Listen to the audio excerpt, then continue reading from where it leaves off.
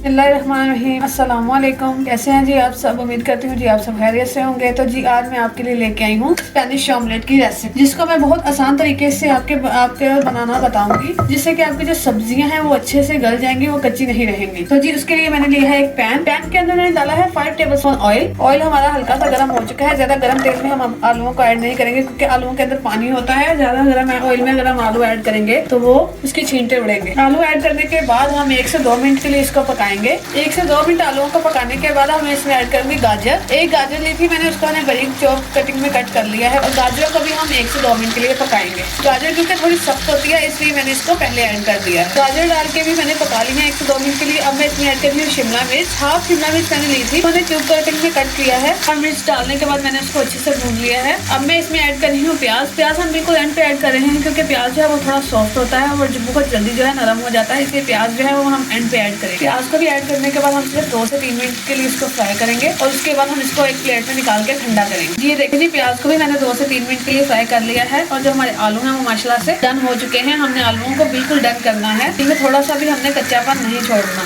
ये जो हमारा मिक्सचर है वो रेडी हो चुका है। अब हम इसको उतार के प्लेट में डालेंगे और करेंगे ठंडा। इसको हमने बिल्कुल ठंडा करना है। ये देखिए जी, इस तरह से आपने इसको फैला देना है ताकि जल्दी से ठंडा हो जाए। ये देखिए जी, माशाल्लाह अल्हम्दुलिल्लाह जो हमारा वेजिटेबल का मिक्सचर है वो बिल्कुल ठंडा हो चुका है। अब हम इसको ऐड करेंगे एक बाउल में,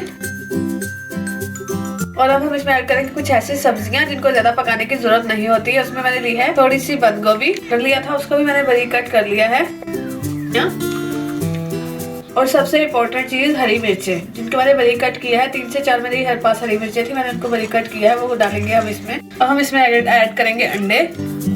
जी हमने इसमें ऐड किए हैं 4 अंडे। आप इसमें 8 अंडे भी ऐड कर सकते हैं, लेकिन मैंने इसमें भी सिर्फ 4 अंडे ऐड किए हैं। अब हम इसमें डालेंगे 1 टीस्पून कुटी हुई मिर्च, half teaspoon black pepper, 1 teaspoon नमक और हाफ टीस्पून जीरा। इन तमाम अज्जा को डालने के बाद हम इसको अच्छे से करेंगे मिक्स।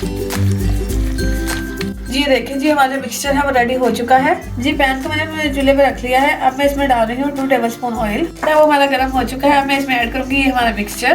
बिस्मिल्लाहिर्रहमानिर्रहीम।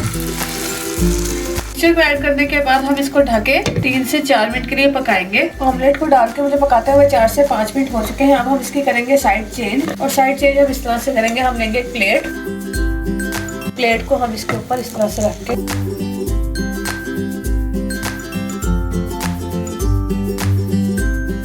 तो जी अगर आपने अभी तक मेरे चैनल को सब्सक्राइब नहीं किया तो मेरे चैनल हाजरा के किचन को लाइक करें, शेयर करें और सब्सक्राइब करें, और कमेंट सेक्शन में जरूर बताया करें कि आपको हमारी वीडियोस कैसी लगती हैं। अब हम इसको दोबारा से ढक के 3 से 4 मिनट के लिए पकाएंगे। तो हमारी जो दूसरी साइड है उसी साइड से भी ऑमलेट जो है वो बिल्कुल डन हो जाएगा, तो हमारा स्पेनिश ऑमलेट बनके तैयार होगा। ये देखें जी, माशाल्लाह से दूसरी साइड को भी पका हुए 3 से 4 मिनट हो गए हैं। अब दोबारा से हम फिर वही प्रोसेस करेंगे। इस तरह से प्लेट लेंगे और इसकी साइड जो है वो चेंज कर लेंगे।